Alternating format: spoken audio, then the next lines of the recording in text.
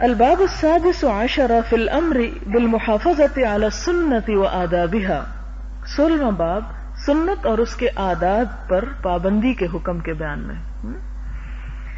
پیچھے تو ایک جنرل تھا کہ کوئی بھی نیکی کا کام جو انسان کرتا ہو اس کی پابندی، اور یہاں پر ہے سنت پر پابندی۔ اللہ تعالیٰ نے فرمایا وَمَا آتَاكُمُ الرَّسُولُ فَخُذُوهُ وَمَا نَهَاكُمْ عَنْهُ فَانْتَهُوا۔ اللہ تعالیٰ کا ارشاد ہے کہ جو کچھ تمہیں رسول صلی اللہ علیہ وسلم دیں اسے لے لیا کرو، وما نہاکم عنہ، اور جس چیز سے وہ روکیں تم کو، فانتہوا، تو رک جایا کرو۔ اسی طرح اللہ تعالیٰ نے فرمایا وما ينطق عن الهوى ان هو الا وحی یوحی، کہ آپ صلی اللہ علیہ وسلم اپنی خواہش نفس یا اپنی مرضی سے بات نہیں کرتے، جو کچھ وہ تمہیں سکھاتے ہیں وہ ان پر وحی کی جاتی ہے۔ تو گویا قرآن کے بعد جو مقام ہے سنت کا، وہ اس آیت سے بہت اچھی طرح واضح ہو جاتا ہے کہ سنت نبی صلی اللہ علیہ وسلم کی کوئی ذاتی باتیں نہیں ہیں، یا جو انہوں نے حکمت کی چیزیں ہمیں سکھائیں یہ ہماری چوائس پہ نہیں چھوڑ دیا کہ مرضی ہو تو کر لیں اور مرضی ہو تو نہ کریں، بلکہ یہاں ان کی حفاظت اور پابندی کی طرف توجہ دلائی جا رہی ہے۔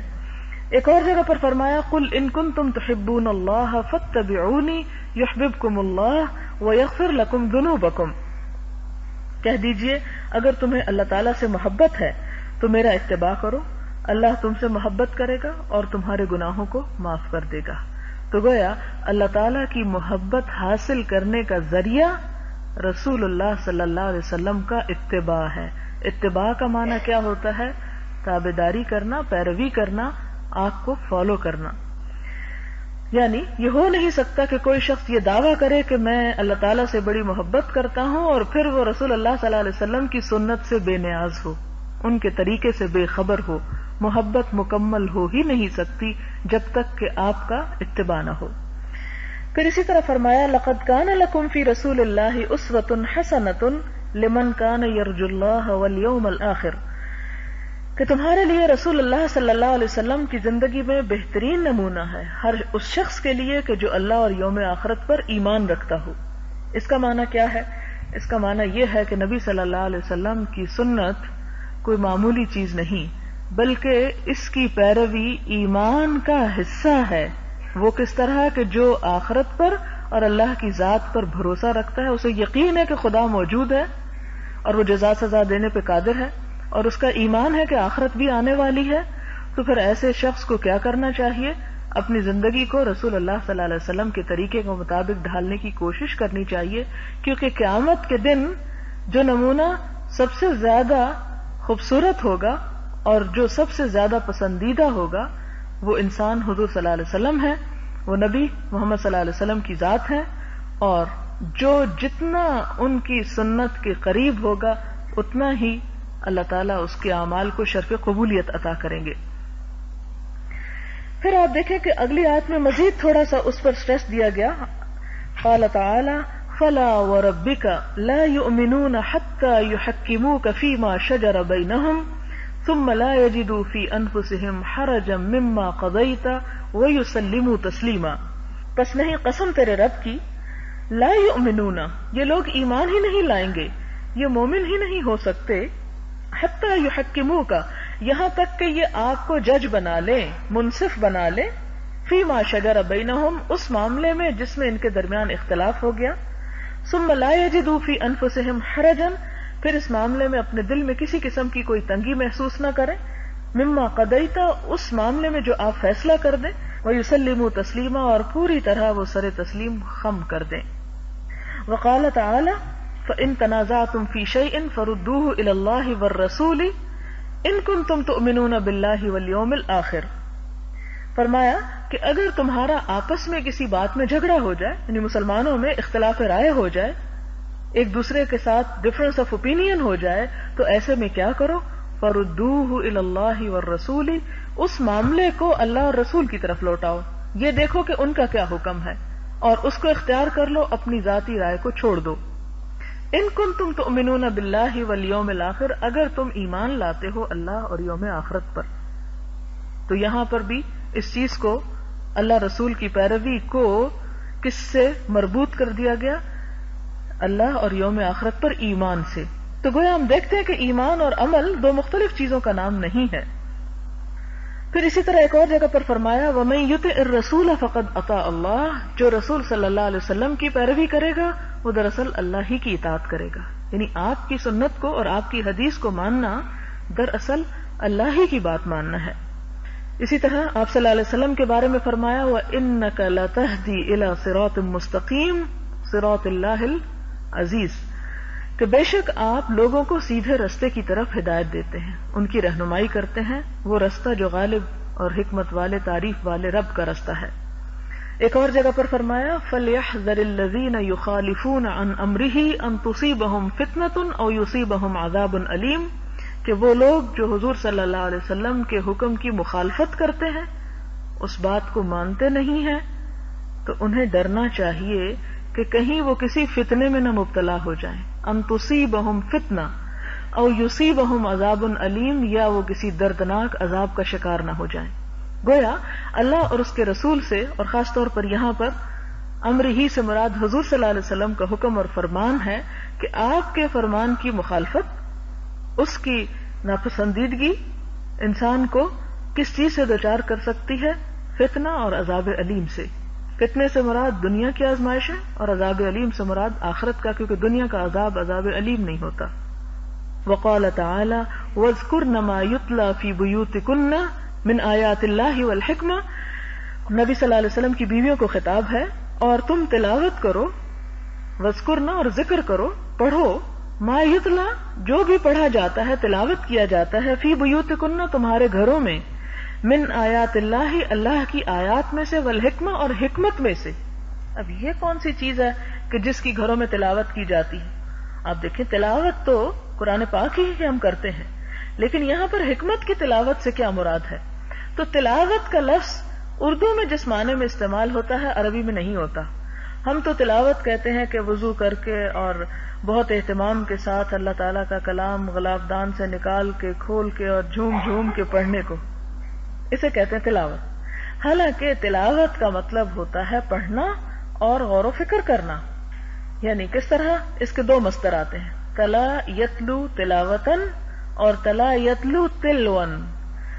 تلاوتن کا مطلب ہوتا ہے پڑھنا، سوچ سمجھ کے پڑھنا، اور تلون کا مطلب ہوتا ہے پیچھے آنا، اس کو فالو کرنا. جیسا کہ حضور صلی اللہ علیہ وسلم نے فرمایا کہ جو تم میں سے علم کا ارادہ کرے اسے چاہیے کہ وہ قرآن میں پھر خوب غور و فکر کرے.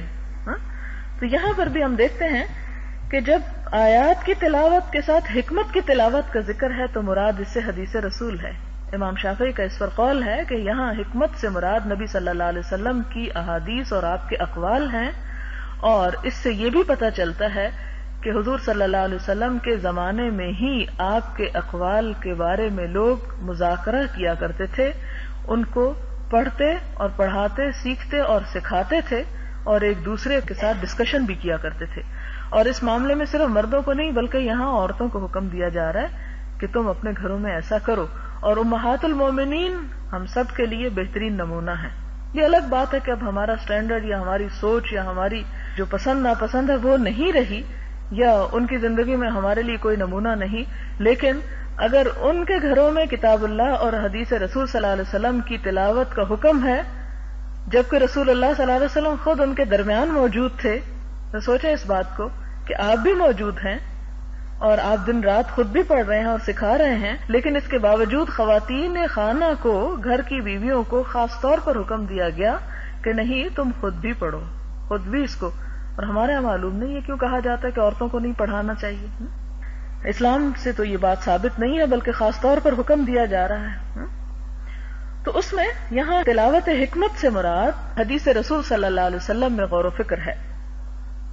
اب احادیث ہے، اس بات کی پہلی حدیث ہے عن ابی ہریرہ رضی اللہ عنہ عن النبی صلی اللہ علیہ وسلم قال دعونی ما ترکتکم انما اہلک من کان قبلکم کثرت سؤالہم واختلافہم علی انبیائہم فاذا نہیتکم عن شیء فاجتنبوہ واذا امرتکم بامر فأتوا منہ ما استطعتم متفق علیہ. حضرت ابو ہریرہ رضی اللہ تعالی عنہ سے روایت ہے کہ نبی صلی اللہ علیہ وسلم نے فرمایا جو باتیں میں تمہیں بیان کرنا چھوڑ دوں تم مجھے اپنے حال پر چھوڑ دو، اس میں مزید کھود کرید نہ کرو، یعنی اور پوچھ گچھ نہ کرو۔ بے شک جو لوگ تم سے پہلے تھے ان کو نبیوں سے زیادہ پوچھ گچھ اور اختلاف ہی نے ہلاک کیا تھا، پس جب میں تمہیں کسی چیز سے منع کروں تم اس سے اجتناب کرو، اور جب میں تمہیں کسی کام کا حکم دوں اس پر ممکن حد تک عمل کرو۔ تو یہاں پر ہم دیکھتے ہیں کہ اس حدیث میں 2-3 باتیں ہیں سمجھنے کے قابل۔ پہلی بات یہ کہ جو باتیں میں تمہیں بیان کر دوں وہ تو لے لو، لیکن جو چیزیں میں جان بوجھ کے چھوڑ دوں تم پھر دوبارہ سوال کر کے انہیں اپنے لیے ڈٹرمن نہ کراؤ، اس لیے کہ اگر تمہارے سوال کے ذریعے کوئی حکم بہت تفصیل میں کسی پر واجب ہو گیا تو پھر اس کی کسی بھی پہلو سے وہ نکل نہیں سکے گا، پھر اس کا نکلنا گناہ میں شمار ہوگا۔ لہذا بہت زیادہ سوال کر کر کے جیسے بنی اسرائیل نے گائے کے ذبح کرنے کے بارے میں کیے تو آخر کار نتیجہ کیا نکلا کہ گائے کا ملنا ہی دشوار ہو گیا، اور بڑی مشقتوں کے بعد جا کے انہوں نے گائے ذبح کی، اور یہ بھی کہا جاتا ہے کہ اگر وہ انشاءاللہ نہ کہتے تو کبھی پا ہی نہ سکتے تھے، اور اگر وہ ابتدا میں ہی انہیں کہا گیا گائے ذبح کرو وہ لے آتے کوئی گائے اور ذبح کر کے تو اپنا کام کر دیتے۔ اسی طرح جب دین کا کوئی حکم پتا چلے تو سمپلی اسے کر لینا چاہیے، اس میں بہت زیادہ کھود کرید نہیں کرنی چاہیے کہ یہ کتنا اور یہ کیسا اور وہ کیسا۔ مثلاً آپ دیکھیں کہ زکوٰۃ کے مال کے بارے میں آتا ہے کہ حضور صلی اللہ علیہ وسلم نے جب اپنے ایک عامل کو زکوٰۃ کا مال اکٹھا کرنے کے لیے بھیجا تو اسے یہ کہا کہ تم لوگوں کے عمدہ مال سے بچنا، یہ نہ کرنا کہ زکوٰۃ میں بہت چنا ہوا مال لو، کیونکہ اس میں مویشیوں، جانوروں، بکریوں، بھیڑوں، اونٹوں اور گایوں وغیرہ کی زکوٰۃ ہوتی تھی۔ تو وہ طریقہ یہ ہوتا تھا کہ عاملین جو تھے زکوٰۃ اکٹھی کرنے والے وہ مختلف علاقوں میں خود جاتے تھے، کیونکہ آپ نے منع فرمایا تھا کہ ہر شخص لے لے کے اٹھ کے نہ آ جائے، اس طرح بہت تردد و تکلیف کی بات تھی۔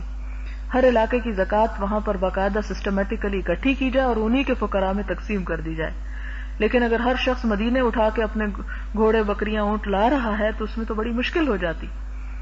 اب ایسے میں آپ صلی اللہ علیہ وسلم نے جب اپنے ایک عامل کو زکوٰۃ اکٹھا کرنے کے لیے بھیجا تو آپ نے فرمایا کہ تم ایاک وکرائم اموالہم، ان کے بہترین سلیکٹڈ چیزیں لینے سے بچنا، اس پر نہ نظر رکھنا۔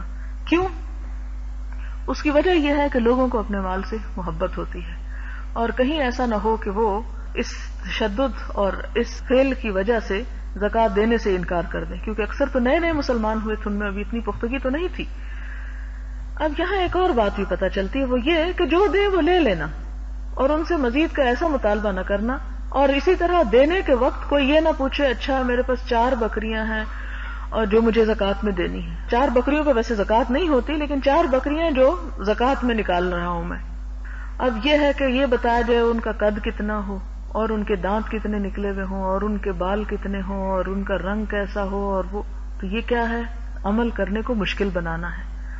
اگر صرف اتنا سمپل یہ کہ 4 بکریاں اتنے مال میں سے 4 نکال دو تو بس 4 نکال دے، جو بھی آگے آئیں اچھی ہوں کہ بری ہوں جیسے بھی ہوں نکال دے، نہ تو انسان اس میں سے چنے کہ جو سب سے خراب حصہ ہے وہ نکالوں، اور نہ یہ کرے کہ سب سے اچھا نکالوں۔ ٹھیک ہے اگر اللہ کی راہ میں سب سے اچھا دینا تو ایک اچھی نیکی ہے، لیکن سب سے برا دینا جو ہے وہ نیکی کی بجائے پھر اس پر بھی پوچھ ہوگی، کہ جیسے آپ صلی اللہ علیہ وسلم نے بھی اس بات سے منع فرمایا، اور قرآن پاک میں بھی آتا ہے کہ تم اللہ کے رستے میں دینے کے لیے بری چیزوں کو نہ چھانٹنے لگو، کہ جو تمہارے لیے ردی بیکار ہیں اور تمہارے کام کی نہیں وہ تم خدا کے نام پر دے دو، اور اپنے آپ کو مطمئن کرو کہ اس میں بڑا ثواب حاصل کر رہا ہوں۔ دوسری طرف یہ بھی آتا ہے جو ضرورت سے زائد ہو اسے دے سکتے ہو، ہاں وہ ضرورت سے زائد ہے وہ اور دینا ہے، لیکن جب تم اللہ کا تقرب حاصل کرنے کے لیے خاص طور پر کوئی خیرات کرنے لگو تو اس وقت دیتے ہوئے بری چیزیں مت چھانٹو۔ پھر یہاں پر یہ فرمایا کہ مجھے میرے حال پہ چھوڑ دو اور نہ پوچھنا، جتنا بتا دو اتنا ہی لے لینا، کیونکہ تمہارے سے پہلے انبیاء کی جو امتیں تھیں وہ زیادہ اختلاف اور زیادہ پوچھ گچھ کی وجہ سے ہلاک ہوئیں۔ میں جس چیز سے تمہیں منع کروں اس سے رک جاؤ، اور جس کام کو کرنے کا حکم دوں اسے کر لیا کرو۔ اگلی حدیث ہے عن ابی نجیح الارباد بن ساریہ رضی اللہ عنہ قال وعظنا رسول اللہ صلی اللہ علیہ وسلم موعظة بلیغة وجلت منها القلوب وذرفت منها العیون فقلنا یا رسول اللہ كأنها موعظة مودع فأوصنا حضرت ارباز بن ساریہ رضی اللہ تعالی عنہ فرماتے ہیں کہ رسول اللہ صلی اللہ علیہ وسلم نے ہمیں ایک بار ایسا بلیغ واعظ فرمایا جسے سن کر دل ڈر گئے اور آنکھیں بہنے لگیں. تو ہم نے عرض کیا یا رسول اللہ یہ تو گویا آخری الوداع کہنے والے کا واعظ ہے. آپ تو ہمارے ساتھ ایسی باتیں کر رہے ہیں گویا آپ ہمیں چھوڑ کے جا رہے ہیں. تو آپ ہمیں وصیت فرمائیں. حضور صلی اللہ علیہ وسلم نے فرمایا، یعنی اس سے پتہ یہ چلتا ہے کہ بالکل آخری زمانے کی یہ نصیحت ہے. آپ صلی اللہ علیہ وسلم نے فرمایا میں تمہیں اللہ کے خوف اور سمع و اطاعت کی تاکید کرتا ہوں، اگرچہ تم پر کوئی حبشی غلام امیر بنا دیا جائے، اور جو شخص تم میں سے میرے بعد زندہ رہا وہ بہت بڑے اختلاف سے دوچار ہوگا. بس ایسے اختلاف کے وقت میری سنت اور میرے ہدایت یافتہ خلفائے راشدین کی سنت کو لازم پکڑنا، میری اور میرے خلفاء کی سنت دانتوں سے مضبوط طور پر پکڑے رکھنا، نئی نئی بدعتوں سے بچنا کیونکہ ہر بدعت گمراہی ہے. کہ اختلافات اور فتنوں کے دور میں انسان کے لیے گوشہ عافیت کیا ہے کہ وہ صرف وہ کام کر لے جن کے بارے میں اسے صحیح سورس اور صحیح طریقے سے پتہ چل جائے کہ اللہ کے رسول صلی اللہ علیہ وسلم کا حکم ہے. کیونکہ آج بھی جیسے ہم دیکھتے ہیں کہ جیسے ہر معاملے میں زندگی کی افراتفری ہے، ایسے ہی دین کے معاملات میں بھی افراتفری پیدا کر دی گئی ہے اور لوگوں کی یکسوئی اور اطمینان دین کے معاملے میں اٹھ گیا ہے. اس کی وجہ یہ ہے کہ جہالت عام ہو چکی ہے اور سنی سنائی باتوں پر چلا بھی زیادہ جاتا ہے اور وہ پھیلتی بھی جلدی ہیں، جبکہ حقیقی باتیں جن کے اوپر محنت کی جانی چاہیے اور محنت ہی کے بعد وہ سامنے آ سکتی ہیں ان کی طرف توجہ نہیں دی جاتی. اور دین میں بھی ایسی چیزوں کو زیادہ پسند کیا جاتا ہے جو کرنے میں بھی بہت آسان ہو اور تھوڑا کر کے بہت زیادہ اجر مل جائے. یہی وجہ کہ آپ دیکھیں گے کہ ایسے وظیفوں کی کتابیں ہر گلی اور ہر محلے اور ہر علاقے اور ہر گھر میں مل جائیں گی کہ جو خواہ صحیح احادیث سے ہوں، خواہ موضوع سے ہوں، خواہ ضعیف سے ہوں، لیکن ان میں چھوٹے چھوٹے نسخے یا ٹوٹکے بتائے ہوئے ہوں کہ یہ صبح پڑھ لو تو اتنے 1000 کا ثواب، اور یہ شام پڑھ لو تو ایک عمرے کا ثواب، اور یہ 2 دن کر لو تو حج کا ثواب، اور یہ اتنے دن کر لو تو گویا تم نے اللہ اور اس کے رسول کا دیدار کر لیا، اور اس قسم کی بے شمار باتیں. حالانکہ اگر آپ دین کی صحیح تعلیم پر نظر رکھیں تو آپ خود محسوس کریں گے کہ دین کا یہ مزاج ہے ہی نہیں کہ لوگوں کو لالچ دے کے اس قسم کا ان سے اس قسم کے کام کروائے جائیں، بلکہ اس میں دین دراصل ہے کیا؟ زندگی گزارنے کا ایک اچھا طریقہ. دین صرف وظیفوں کا نام نہیں یا ایسے کلام پڑھنے کا نام نہیں کہ جو جادو اثر رکھتے ہوں. یہ تو پھر جادو کے منتر والی بات ہو جاتی ہے کہ جس طرح اس جادو کے زور پر انسان اپنے آپ کو، اپنی نگاہوں کو اور دوسروں کی نگاہوں کو دھوکہ دے. تو دین کا معاملہ تو اللہ تعالیٰ کے ساتھ ہے، وہ انسان کسی کو تو دھوکہ دے نہیں سکتا. جو اللہ کو دھوکہ دینے کی کوشش کرتا ہے وہ دراصل خود دھوکے میں ہوتا ہے. لہذا یہاں پر یہ فرمایا کہ اس موقع پر جو صحیح سنت ہے اسے مضبوطی سے پکڑ لینا، اور چاہے وہ تھوڑی ہو وہی کافی ہے بنسبت بہت سی غلط باتوں کے. پھر فرمایا اگلی حدیث میں کہ حضرت ابو ہریرہ سے روایت ہے کہ رسول اللہ صلی اللہ علیہ وسلم نے فرمایا میری امت کے تمام لوگ جنت میں داخل ہوں گے سوائے اس کے جو انکار کرے. عرض کیا گیا کون ہے جو انکار کرے یا رسول اللہ صلی اللہ علیہ وسلم؟ آپ صلی اللہ علیہ وسلم نے فرمایا جو میرا کہا مانے جنت میں داخل ہوگا، اور جو میری نافرمانی کرے تو تحقیق اس نے انکار کیا. بخاری کی روایت ہے. یعنی آپ صلی اللہ علیہ وسلم کی اطاعت ہی انسان کو دراصل جنت میں پہنچانے کا سبب ہے، اور جو آپ کی بات نہیں مانتا گویا وہ آپ کا انکار ہی کرتا ہے. اس کو پھر ضرورت کیا ہے کہ رسول کو ماننے کی؟ رسول کو ماننے کا تو مطلب ہے، ایمان کا مطلب ہی یہ ہے کہ انسان پھر ان کے بتائے ہوئے رستے پر چلے بھی اور ان کی کہی ہوئی بات کو مانے بھی. پھر اسی طرح اگلی حدیث میں ہے حضرت سلمہ بن عمرو بن اکوع سے روایت ہے کہ ایک آدمی حضور صلی اللہ علیہ وسلم کے پاس بائیں ہاتھ سے کھانا کھانے لگا تو آپ نے ارشاد فرمایا اپنے دائیں ہاتھ سے کھاؤ. اس نے کہا میں طاقت نہیں رکھتا، میرا دائیں ہاتھ کام نہیں کرتا. آپ نے فرمایا تجھے طاقت حاصل نہ ہو. اسے آپ کا حکم ماننے سے تکبر نے روکا تھا، پھر وہ ہاتھ کو اپنے منہ تک اٹھا نہ سکا. یعنی آپ صلی اللہ علیہ وسلم کے پاس بیٹھ کے کھا رہا تھا، یہ بھی مسلم کی روایت ہے، صحیح روایت ہے، جھوٹا قصہ نہیں. کھا رہا تھا، جب آپ نے فرمایا کہ دائیں ہاتھ سے کھاؤ تو اس نے کہا میں کھا ہی نہیں سکتا اس سے. حالانکہ آپ صلی اللہ علیہ وسلم کا حکم ایسا تھا کہ کم از کم کوشش تو کرتا. اور آپ نے دیکھا ہوگا کہ بہت سے صحابہ کرام کے بارے میں ملتا ہے کہ جب ان سے کوئی کام ہوتا نہیں تھا تو آپ صلی اللہ علیہ وسلم کی دعا سے وہ ایسا کرنے لگتے تھے. ابو ہریرہ رضی اللہ تعالیٰ عنہ نے ایک دفعہ آ کے شکایت کی کہ اللہ کے رسول صلی اللہ علیہ وسلم میں جو پڑھتا ہوں مجھے یاد نہیں رہتا. تو آپ صلی اللہ علیہ وسلم نے ان کے لیے دعا کی, اور پھر وہ کہتے ہیں کہ آپ صلی اللہ علیہ وسلم کی دعا کے بعد جو میں نے کبھی پڑھا وہ مجھے بھولا نہیں, اور یہی وجہ تھی کہ انہوں نے سب صحابہ کرام سے زیادہ احادیث روایت کی. اسی طرح کئی مواقع پر ہم دیکھتے ہیں کہ بہت سے لوگوں کو جو ہے وہ حضور صلی اللہ علیہ وسلم کی دعاؤں سے اور آپ کے اطاعت سے بہت مقام نصیب ہوا. اسی لیے کہا جاتا نا کہ با ادب با نصیب اور بے ادب بے نصیب. تو یہاں بھی ہم دیکھتے ہیں کہ آپ صلی اللہ علیہ وسلم نے جب فرمایا کہ کھاؤ تو اس نے کہا نہیں, تو آپ صلی اللہ علیہ وسلم کو بہت تکلیف ہوئی, اور تکلیف میں اچانک آپ کے منہ سے ایسے الفاظ نکل گئے کہ خدا پھر تجھے ہمت ہی نہ دے, اگر تم میں طاقت نہیں تو خدا تمہیں طاقت ہی نہ دے. تو اس پر ہوا کیا کہ اس کو چونکہ تکبر نے اور ایک تھوڑی سی ہٹ دھرمی جیسی بات نے آپ کا حکم ماننے سے روکا, لہذا دوبارہ وہ ہاتھ اس کا اٹھتا ہی نہیں تھا, وہ اس کی بھی طاقت گئی. حضرت نعمان بن بشیر سے روایت ہے کہ میں نے رسول اللہ صلی اللہ علیہ وسلم کو فرماتے ہوئے سنا کہ تم ضرور ہی اپنی صفوں کو سیدھا کیا کرو, ورنہ اللہ تعالیٰ ضرور تم میں مخالفت پیدا کر دے گا. یہ صفوں سے مراد نماز میں صفیں ہیں. جب جماعت سے نماز پڑھی جائے تو اس میں پہلی شرط یہ ہے کہ لائن بالکل سٹریٹ ہو, بالکل سیدھی ہو. اور سیدھی ہونے کا مطلب کیا ہے کہ کوئی شخص آگے اور کوئی پیچھے نہ کھڑا ہو, بلکہ سب لوگوں کے پاؤں یعنی ایڑیوں سے صف برابر ہوتی ہے, پنجوں سے نہیں, کیونکہ پاؤں کی لمبائی میں فرق ہوتا ہے نا. تو اگر پنجے ملائیں گے تو بہت سی ایڑیاں آگے پیچھے ہوں گی, تو پیچھے سے جب دیکھیں گے تو آپ کو ایک نہیں نظر آئے گی. لہذا ہونا یہ چاہیے کہ جہاں پر وہ جائے نماز کا ایک سرا یا لائن ختم ہو رہی ہو تو اس لائن کے اوپر سب لوگ اپنی ایڑیاں رکھا کریں, یعنی اس کے قریب, تو پھر صف بالکل خود بخود درست ہو جائے گی. آپ نے فرمایا کہ اگر کوئی ایسا نہیں کرے گا تو ضرور اللہ تعالیٰ تمہارے دلوں میں مخالفت پیدا کر دے گا. آج آپ دیکھیں عورتیں تو بیچاری کبھی کبھار نماز پڑھتی ہیں, انہیں پتہ بھی نہیں کہ نماز پڑھنے کا طریقہ کیا ہے, لیکن مرد تو روز پڑھتے ہیں. آپ مسجدوں میں جا کے دیکھ سکتے ہیں کہ وہاں حال کیا ہے. اور آپ صلی اللہ علیہ وسلم نے پیشن گوئی کی تھی جن کا حال یہ ہوگا ان کے اندر ضرور پھوٹ پڑے گی. شاید ہماری امت میں پھوٹ اور اختلاف کا سبب یہی. اس میں یہ کہ انسان یہ بھی تکبر سے ہی صف نہیں ٹھیک کرتا کہ میں اب اس کے برابر پیچھے ہو جاؤں اور میں اب آگے ہو جاؤں اس کی خاطر کہ یہ اس کا کندھا یہاں لگا ہوا تو اس کے ساتھ برابر. تو یہ صف جو ہے نماز میں دراصل تکبر کو دور کرنے کا ایک بڑا ذریعہ ہے, جس میں وہ اقبال نے بھی کہا تھا نا کہ ایک ہی صف میں کھڑے ہو گئے محمود و ایاز, نہ کوئی بندہ رہا نہ بندہ نواز. اور اقبال نے ایک اور شعر بھی کہا تھا کہ جس کا مطلب یہ تھا کہ امت مسلمہ کا آج انتشار دراصل ان کی صفوں کے درست نہ ہونے کی وجہ سے ہے. اور نماز میں صف دراصل اسی لیے بنوائی جاتی ہے کہ زندگی میں اور کہیں بھی جب کوئی کام ہو تو صف بنانی آ جائے. لیکن آپ دیکھیں کہ کیوں بنانا غیر مسلموں نے سیکھ لیا. ان کی نمازوں میں کوئی صف نہیں ہوتی, وہ تو نماز میں کھڑے بھی نہیں ہوتے, ان کی عبادت تو بیٹھ کے ساری کرسیوں پر. لیکن اخلاق اور طریقے وہ سب ہم سے لے لیے جو ہمارے اندر ہونے چاہیے تھے.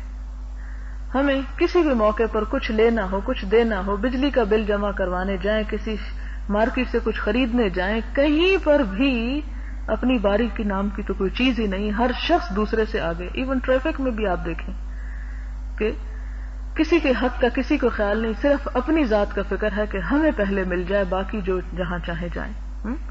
تو یہ امت مسلمہ کی پہچان نہیں, نہ اس کا اخلاق ہے, نہ کردار ہے, اور نہ ہی اس کی یہ تہذیب ہے.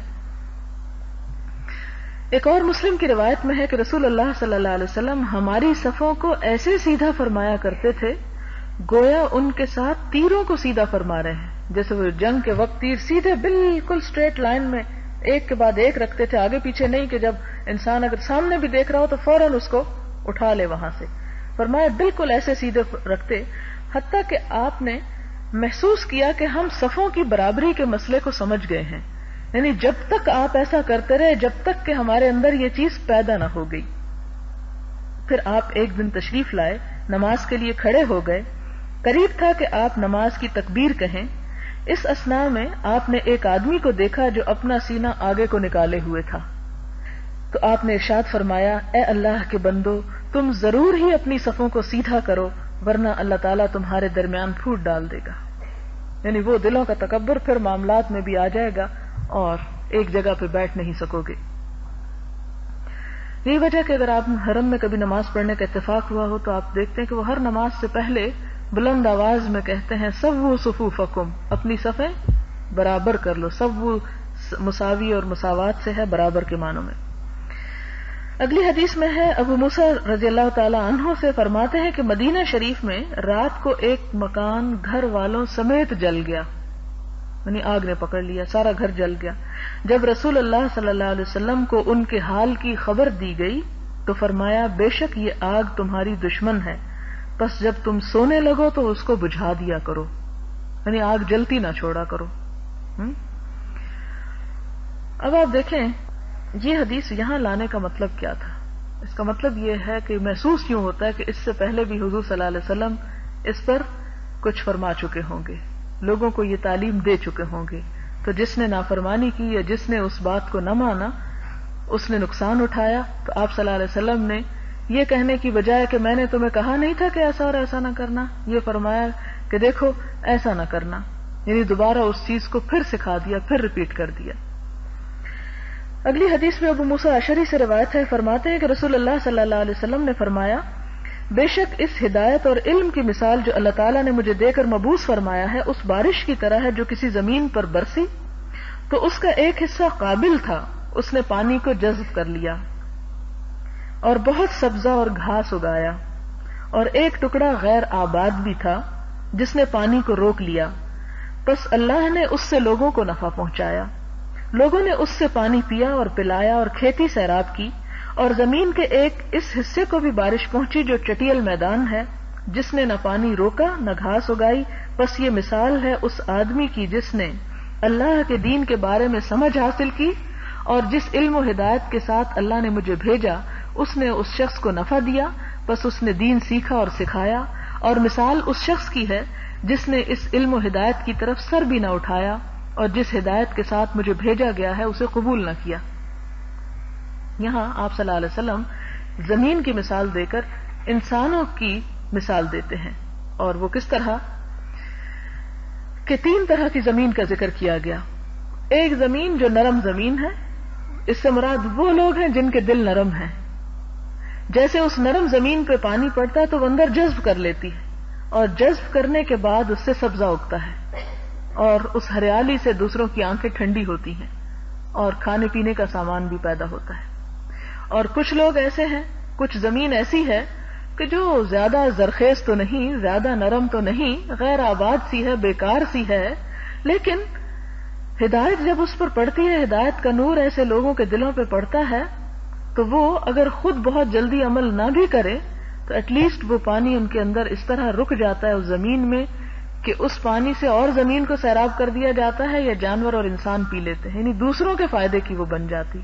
تو وہ شخص جو خود تو عمل نہیں کرتا مگر دوسروں کو فائدہ پہنچا دیتا ہے. اور تیسرا وہ شخص جو چٹیل میدان کی طرح ہے، سلوپ والے پتھر کی طرح، کہ جس پہ ڈھیروں بارش بھی پڑ جائے تو ساری کا ساری بہہ جاتی ہے، ایک قطرہ بھی نہیں ٹپکتا، اور بارش ختم ہونے کے تھوڑی دیر کے بعد بالکل سوکھی ہوتی ہے. اسی طرح یہ کس کی مثال ہے؟ ان لوگوں کی مثال ہے جس شخص نے اس علم و ہدایت کی طرف سر بھی نہ اٹھایا، یعنی توجہ ہی نہ دی. سر کا کیا مطلب ہے؟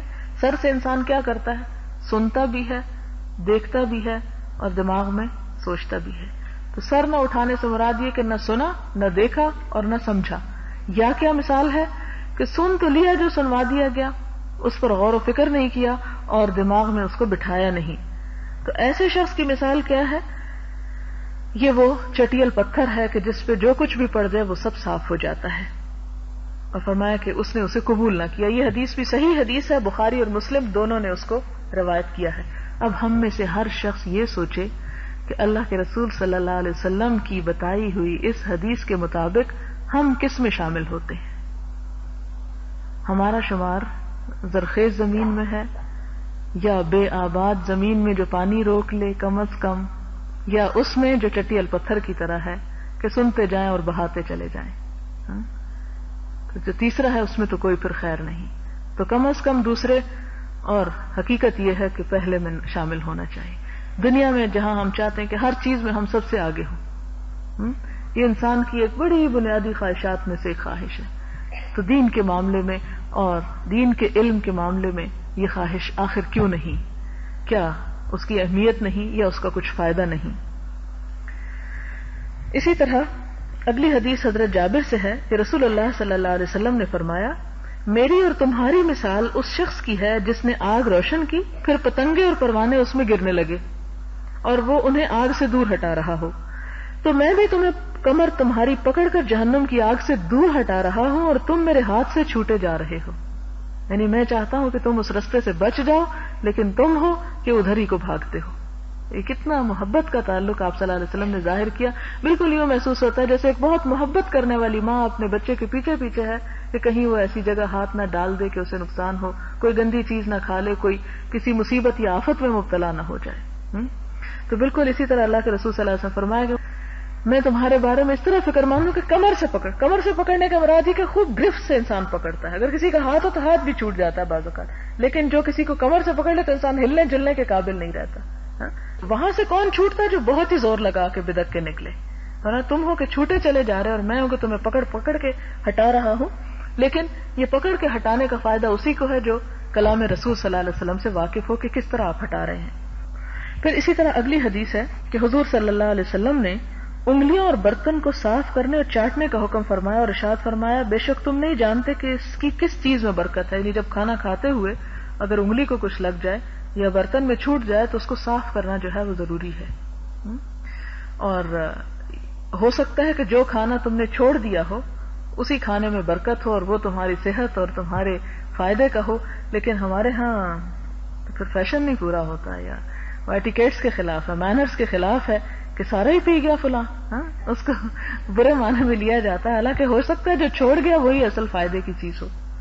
اور مسلم ہی کی ایک دوسری روایت میں ہے کہ جب تم میں سے کسی کا لقمہ گر جائے تو اسے اٹھا لے اور اس پر جو مٹی وغیرہ لگی ہے اسے دور کر دے اور کھا لے. یعنی تکبر دور کرے، اس کو ضائع نہ کرے بلکہ اس کو صاف کر لے.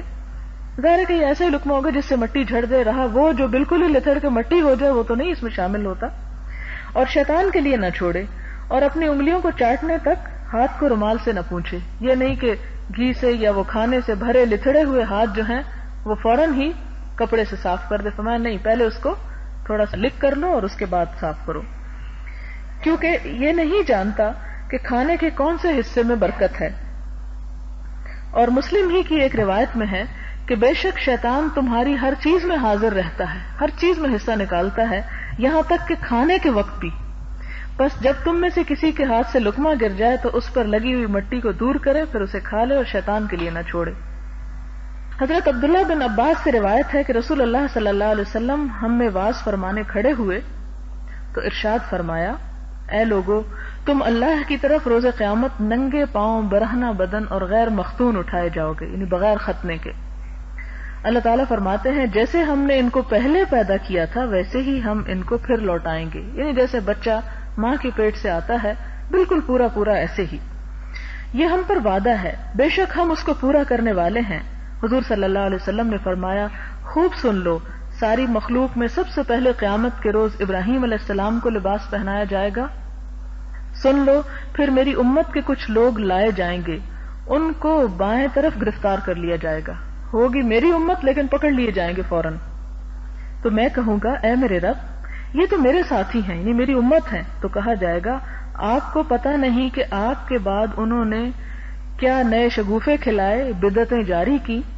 تو پھر میں ایسے ہی کہوں گا جیسے ایک نیک بندے عیسیٰ علیہ السلام نے کہا تھا وَكُنْتُ عَلَيْهِمْ شَهِيدًا مَا دُمْتُ فِيهِمْ، کہ میں جب تک ان میں موجود تھا تو میں نے دیکھا کہ وہ کیا کر رہے ہیں، لیکن جب مجھے تو نے فوت کر لیا تو تو خود ان پر گواہ تھا اور تو ہی زیادہ بہتر جانتا ہے کہ میری امت کیا کرتی رہی، اچھے کام یا نئے دین کے نام سے نئے فتنے اٹھائے. تو مجھے کہا جائے گا بلا شبہ یہ لوگ اپنی ایڑیوں پر اسلام سے پھر گئے تھے جب آپ ان سے جدا ہوئے تھے. اگلی حدیث ہے حضرت عبداللہ بن مغفل سے کہ رسول اللہ صلی اللہ علیہ وسلم نے کنکریاں شہادت کی انگلی اور انگوٹھے پر رکھ کر مارنے سے منع فرمایا. جیسے بنٹے نہیں کھیلتے اس طرح زمین پہ کھیلنا تو اور بات ہے، لیکن اس طرح ہاتھ پہ رکھ کے یوں کرنے سے منع فرمایا. یعنی شہادت کی انگلی سے پتھر کو ایسے کرنے سے منع کیا اور فرمایا یہ نہ تو شکار کو مارتی، یعنی ایسے کرنے سے شکار کو تو نہیں لگے گی، اور نہ دشمن کو ملیا میٹ کرتی، یعنی کوئی اس کا مقصد ہی نہیں ایسا کرنے کا، بلکہ یہ تو آنکھ پھوڑتی اور دانت توڑتی ہے. یعنی ایسا کرو گے تو تمہیں نقصان پہنچے گا. یعنی کس طرح جیسے ایک شفیق باپ اپنے چھوٹے بچے کو سمجھا رہا ہوتا ہے کہ ایسا کھیل نہ کھیلنا کہ جس سے تمہارے جسم کو کوئی نقصان پہنچے. اس سے یہ بھی پتہ چلتا ہے کہ اسلام میں انسانی جسم کا احترام اور اپنے اعضاء کو سلامت رکھنا اور ان کی صحت اور تندرستی کا خیال رکھنا یہ بھی نیکی کے کاموں میں سے ہے. پھر اسی طرح ایک اور روایت میں ہے کہ عبداللہ بن مغفل کے کسی قریبی آدمی نے ایسے کنکریاں پھینکی، کوئی ایسے کر رہا تھا تو اسے حضرت ابن مغفل نے منع فرمایا اور فرمایا کہ رسول اللہ صلی اللہ علیہ وسلم نے اس سے منع فرمایا اور فرمایا کہ ایسا کرنا شکار کو قابو نہیں کرتا. پھر اس نے ایسا کیا تو عبداللہ بن مغفل نے فرمایا میں تو تجھے بتا رہا ہوں کہ حضور صلی اللہ علیہ وسلم نے اس سے روکا ہے اور تم نے پھر یہ حرکت کر دی، خدا کی قسم میں تجھ سے کبھی کلام نہ کروں گا.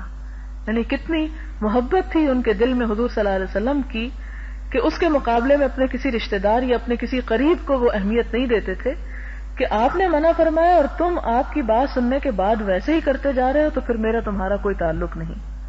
حضرت عابس بن ربیعہ فرماتے ہیں کہ میں نے حضرت عمر بن خطاب کو دیکھا کہ وہ حجر اسود کو چوم رہے تھے اور فرما رہے تھے میں جانتا ہوں کہ تو پتھر ہے، نہ تو نفع دے سکتا ہے اور نہ نقصان. اگر میں نے حضور صلی اللہ علیہ وسلم کو تجھے بوسہ دیتے ہوئے نہ دیکھا ہوتا تو میں تجھے کبھی بوسہ نہ دیتا. مراد یہ کہ میں یہ کام اتباع سنت رسول کے اس میں کر رہا ہوں. یہ بخاری اور مسلم کی روایت ہے. یہ تمام جتنی بھی احادیث اور آیات ہم نے پڑھی ہیں ان سے حضور صلی اللہ علیہ وسلم کی سنت اور آپ کے طور طریقوں پر اور آپ کے آداب پر پابندی کی اہمیت ہمیں پتہ چلتی ہے. اور یہ بھی پتہ چلتا ہے کہ سنت رسول صلی اللہ علیہ وسلم جو ہے وہ انسان کے حق یا اس کے خلاف ایک حجت ہوگی.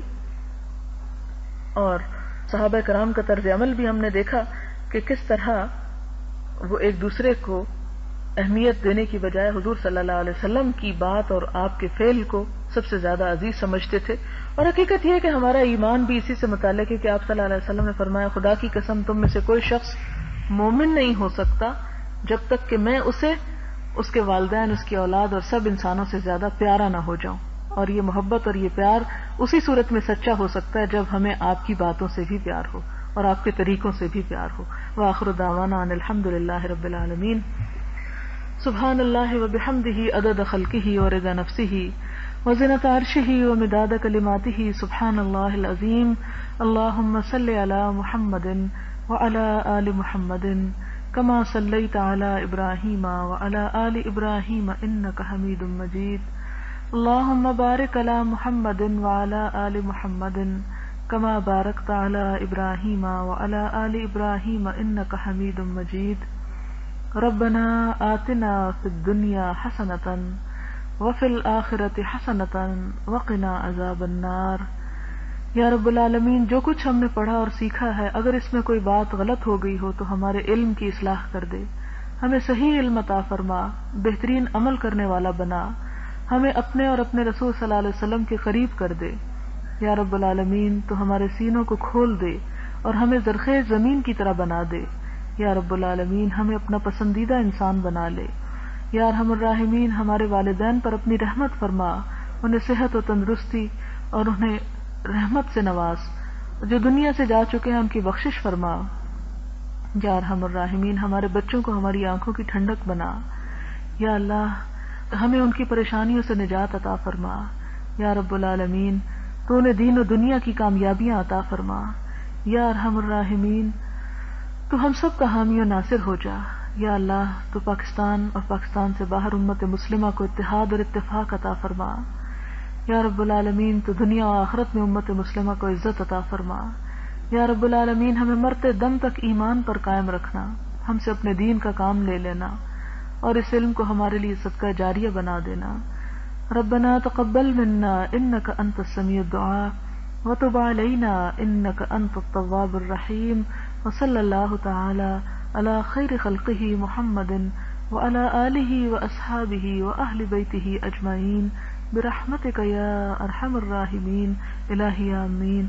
سبحانک اللہم وبحمدک نشہد ان لا الہ الا انت نستغفرک ونتوب الیک. والسلام علیکم ورحمۃ اللہ.